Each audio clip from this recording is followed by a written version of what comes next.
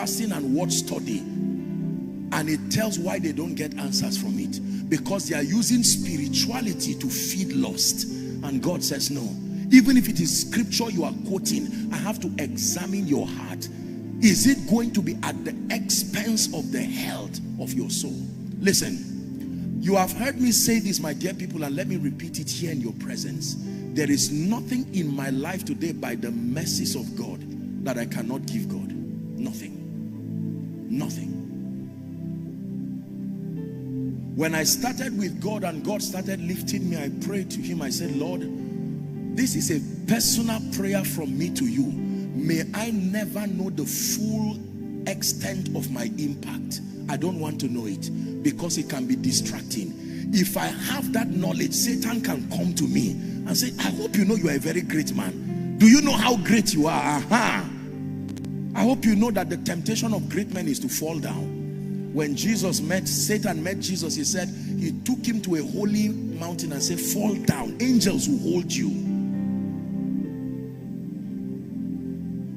I have seen the help of God in my life.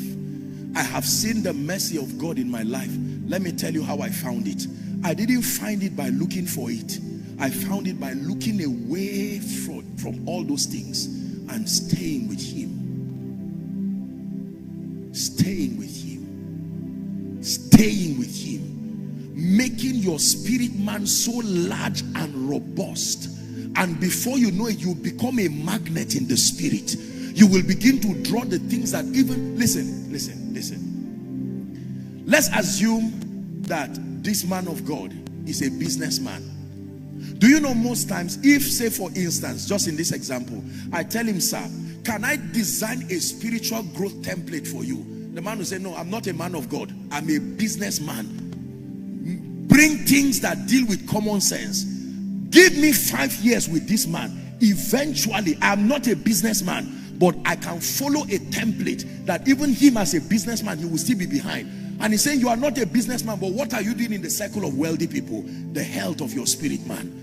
I'm showing you a key tonight that if you find, some of you need to go back home and shelve a lot of useless activities. They are not adding to your growth. They will not add to your growth, I assure you. They will waste your time, waste your energy, waste everything about your life. And at the end of it, you find out that it looks like you've been making progress, but the progress is unto futility. But there is one thing you can find. Mary found this. He said, Martha, Martha, you are worried and you are obsessed about many things, but one thing is needful. Someone say one thing. Shout it, say one thing. There is one thing that if you find in life, you would have found the key to wealth. You would have found the key to increase. There are things that when you find in life, my brothers and my sisters, the people you now admire today will look for you and call it an honor to stand before you. If I ask us to write our prayer request now, what area are you trusting God for restoration? Someone will say, Apostle, as I stand right now, I have lost 1 billion. I've lost 500 million. And you ask the person, what am I going to do about it? He said, now I'm looking for a loan, or I'm looking for someone to help my business. But if I tell you, give me a chance to recommend a path for you out of that problem. He said, Apostle, you are not a businessman. Do your preaching. Chase us that give you money. And I asked the person, so how are you going to come out of this challenge? I have called Senator so and so. And then he promised to connect me to one foundation abroad. I'm already calculating everything. I hope that give or take at least 200 million will come in. And then when that 2 million comes, I'll do business, and at least in 2 years. Oh dear, listen, let me tell you, the man talking to you is not stupid. Someone else can go before God and say, Father, if you do not open my eyes, I cannot see. If you do not help me, there is no human way I can come out of this. And the Lord says, you know what?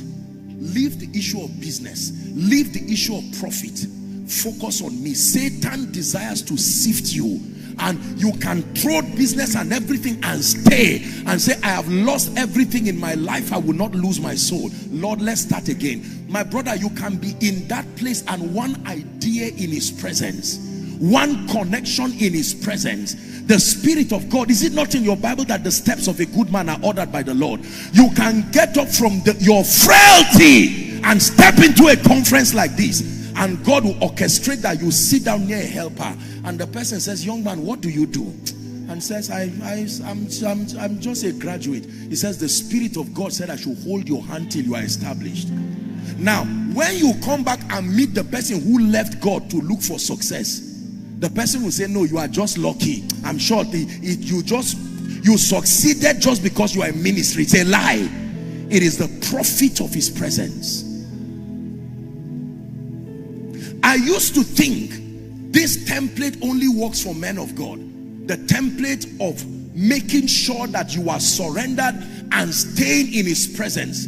And quite honestly, I used to be concerned because I said, if you stay in his presence praying, building capacity, won't you lose in time? There are many important things to do. I found out that nobody loses with God. When your spirit man becomes robust and enlarged, you will lay up gold as dust. I tell you, if you came for this conference trusting God to receive restoration and to be free, I am telling you the way out. Take a minute away from business. Take a minute away from marriage. Take a minute away from children, away from breakthrough. Can you take a minute and stay tonight and say, God, is between me and you. This is not the issue of healing again. I know that they diagnosed me of cancer, but cancer, you will be a later discussion.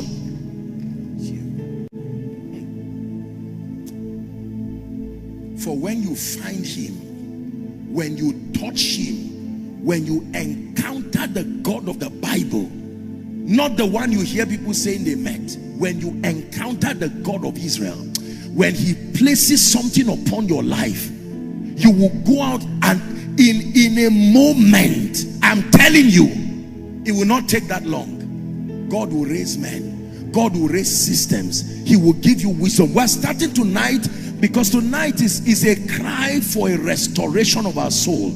And when you pray that prayer, some of you, whilst in the place of prayer, there are other prayers you will not need to pray again. You will go back home, and on reaching home, someone will call you and say, you know what, I've been trying to reach you, the job is now waiting for you. And that's when you will find out that it's not that God could not give you the job. He has seen that Satan wants to use that job as a transaction to steal away your passion, to steal away your hunger, to steal away your fire.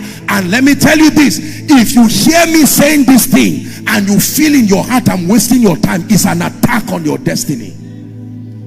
It's an attack.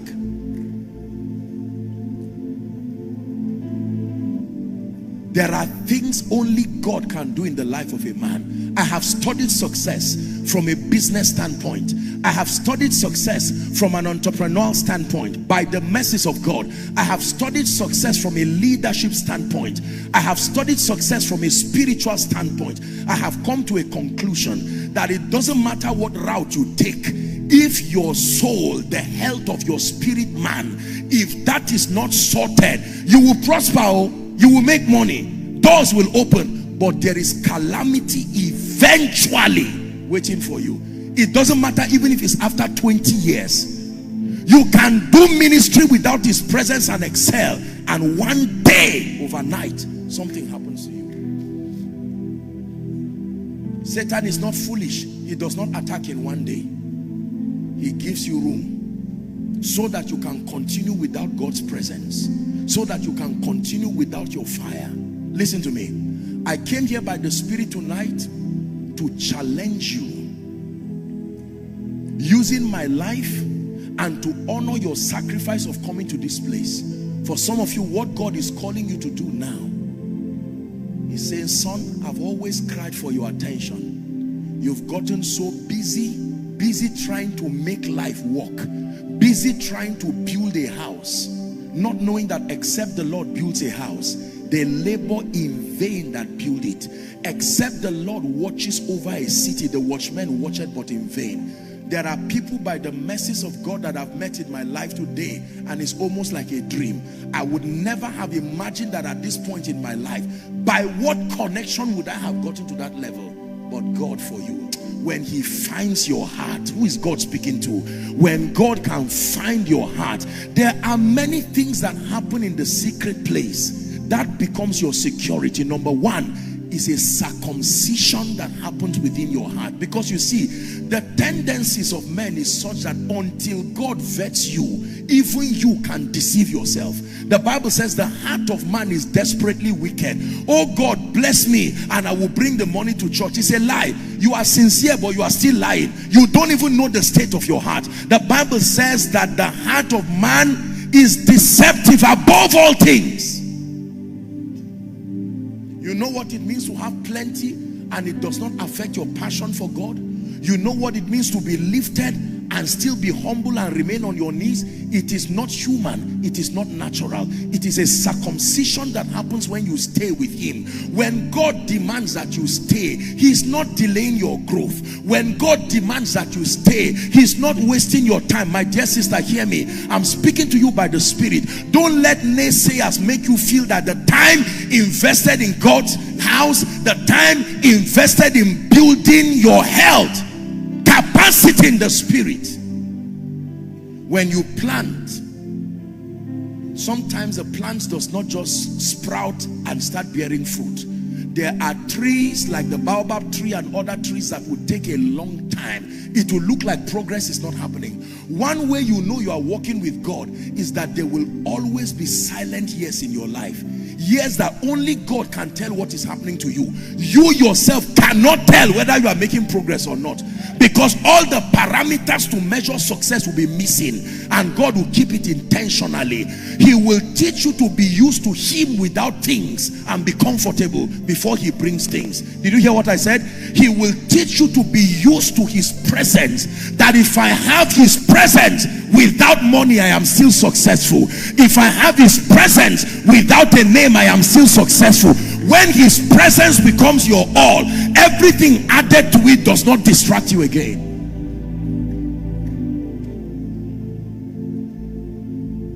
The psalmist said, among the many things I desire to restore, restore my soul.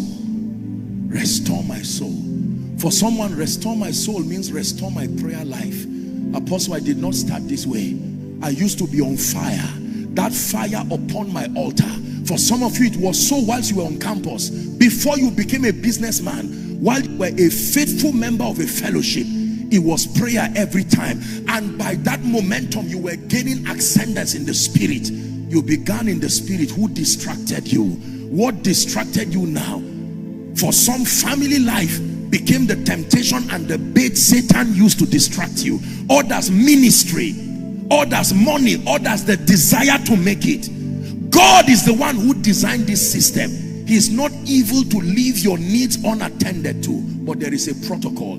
Tonight I came to show you a law that you have been violating, that is responsible for most of the losses in our lives. When Satan comes to you and he looks at the direction of your attention, that's what you attack. When he looks at the direction of your attention and he finds it at fame or money, he will attack that area. But when he finds your eyes fixed on Jesus, that while your account is multiplying, your eyes is still on Jesus, because you have been trained in the secret place, that every time you look away from him, the waters will sink you, Peter. That was the lesson. Walking on water was not just about a miracle. He was teaching you how to be undistracted by the things around you, to focus on Jesus.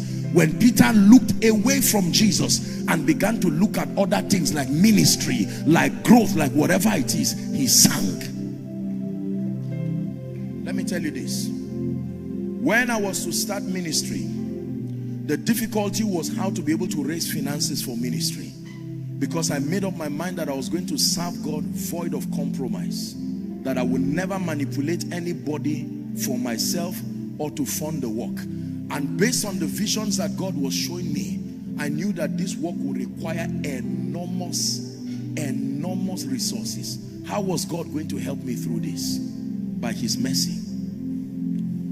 I remember times when I would come to God and say, Lord, what is the key to this? And he would teach me, stay in my presence. There is a curriculum for your growth. There is a curriculum for your excelling. There are people already positioned. There is wisdom to navigate you to the place of grace.